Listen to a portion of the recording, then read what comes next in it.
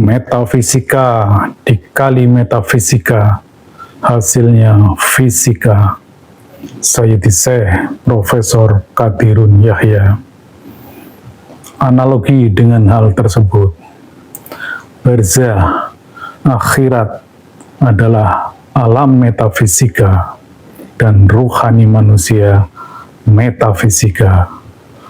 Maka siksa barzah dan akhirat bagi ruhani adalah nyata fisika. Jumpa lagi di channel Mbah Mun Ajad Karimullah, sebuah channel tasawuf yang membahas dalam perspektif ilmiah wa amaliyah.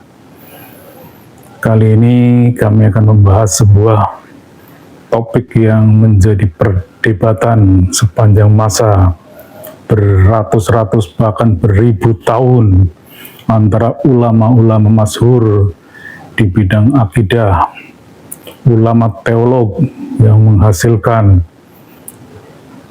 mainstream aliran akidah. Bahasan kali ini akan lebih spesifik, yaitu terkait tentang pendapat dari Sang Hujatul Islam Abu Hamid Al-Ghazali At-Tusi, sebagaimana tercantum dalam karya besarnya Tahafut Al-Falasifah. Kitab tersebut membahas terkait dengan kerancuan-kerancuan filsafat yang beliau tulis, ada sekitar 19 poin. Salah satu yang menjadi poin utama yang menjadi perdebatan yaitu tentang siapakah yang disiksa di alam barzah dan di akhirat.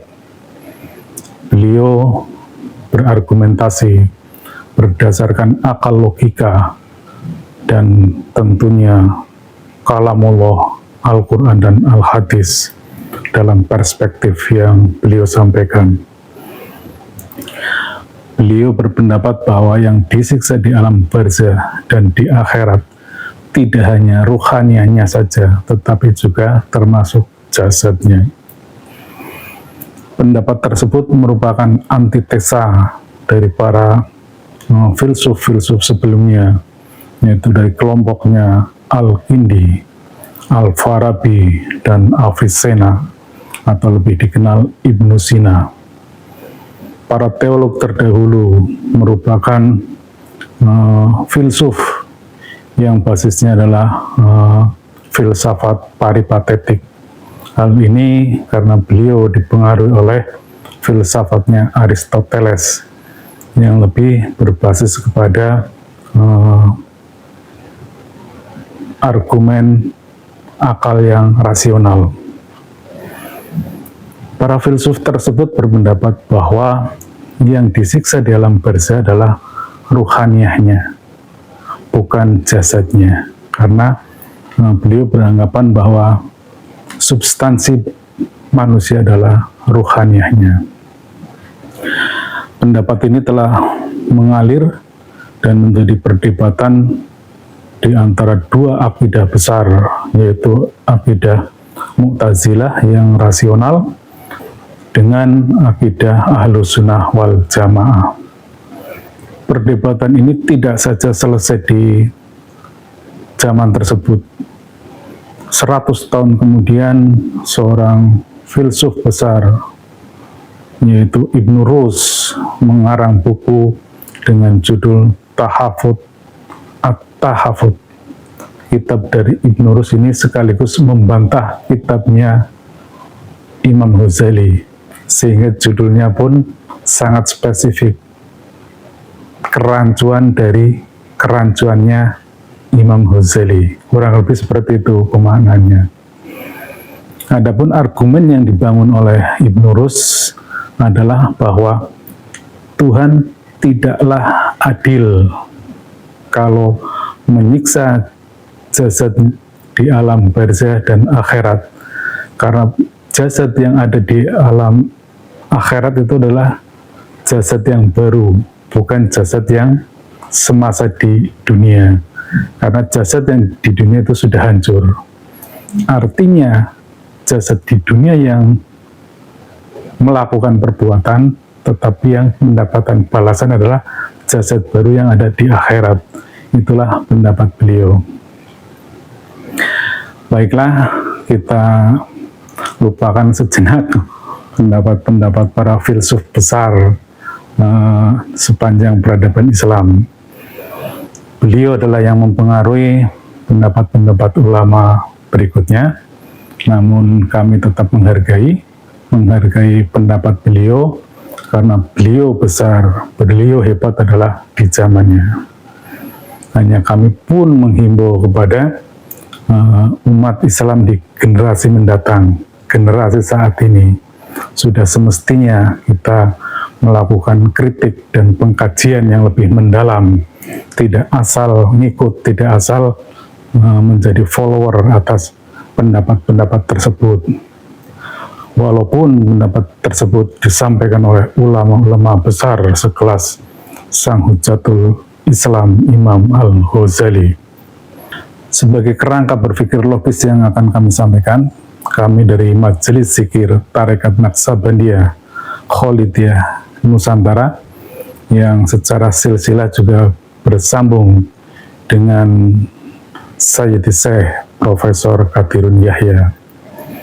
Dalam teori beliau menyangkut hubungan fisika dan metafisika, beliau punya 4 rumusan. Namun yang akan saya sampaikan cukup 2 rumusan saja.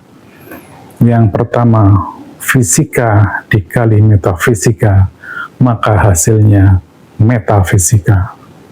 Dan metafisika dikali metafisika, hasilnya fisika. Mari kita bahas perdebatan yang berlangsung sejak tahun 900-an itu ya.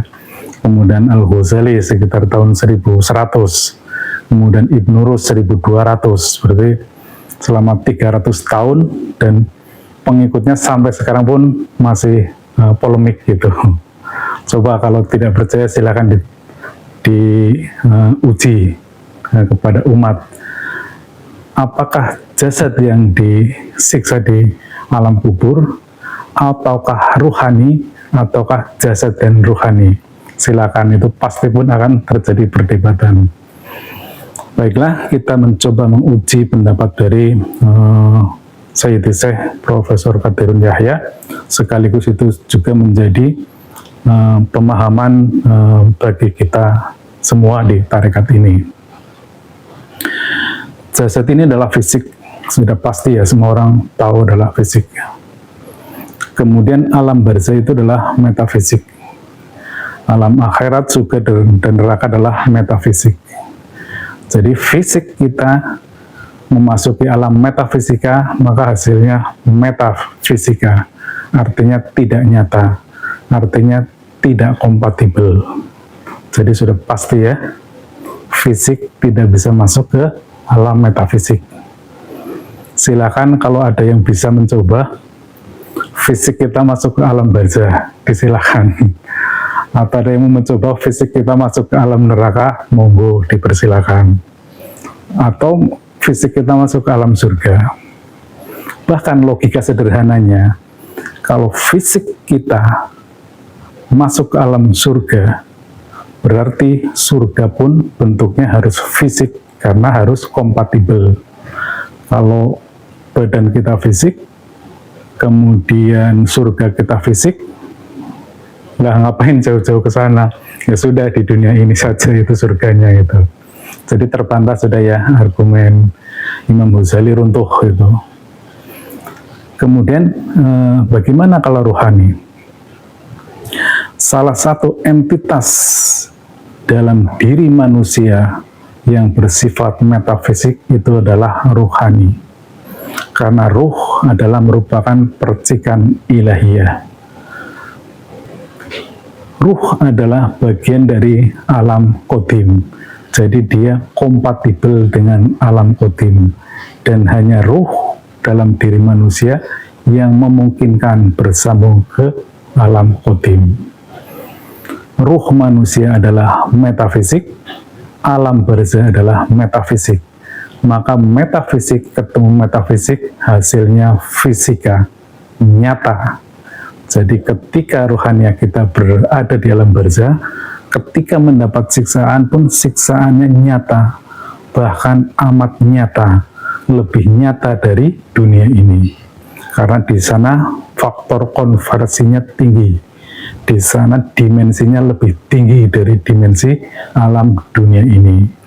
Demikian juga ketika di akhirat, baik di neraka ataupun di surga, itu yang disiksa atau yang mendapat kenikmatan adalah ruhani kita. Karena ruhani kita metafisik, surga dan neraka adalah metafisik, maka hasilnya fisik dan dirasakan lebih nyata dari alam dunia ini.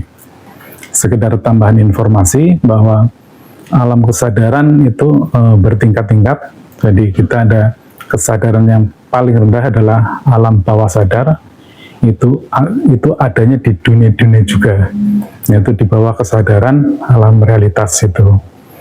Biasanya itu karoma, kesaktian-kesaktian, atau yang kita orang awam menganggap dukun-dukun itu ada di alam bawah sadar. Itu tingkatannya paling rendah. Kemudian di atasnya ada alam kesadaran, alam realitas yang di dunia ini, alam fisik itu, yang mengikuti hukum-hukum sunatullah, itu namanya alam realitas. Sedangkan alam ruhani itu dimensinya lebih tinggi lagi, yaitu alam di atas alam sadar, sehingga konversinya lebih tinggi dan lebih nyata. Makin ke atas makin nyata. Alam bawah sadar itu impian, begitu masuk ke alam realitas itu relatif lebih nyata, walaupun ini juga hanya fata morgana saja, ini pantulannya saja. Dan alam yang lebih pasti adalah alam kodim, yaitu alam ruhani kita, alam di atas alam kesadaran. Jadi itu, sekali lagi mohon maaf, bukannya kami sok pinter, tetapi ini berdasarkan landasan teori, bahwa argumen Sang Hujatul Islam Imam Ghazali dalam bukunya Tahafut Al-Falasifa terkait apa yang disiksa di alam barzah dan akhirat runtuh karena fisika tidak kompatibel dengan alam metafisika. Demikian, ilahi anta maksudi wa ridhoka matlubi. Wassalamualaikum warahmatullahi wabarakatuh.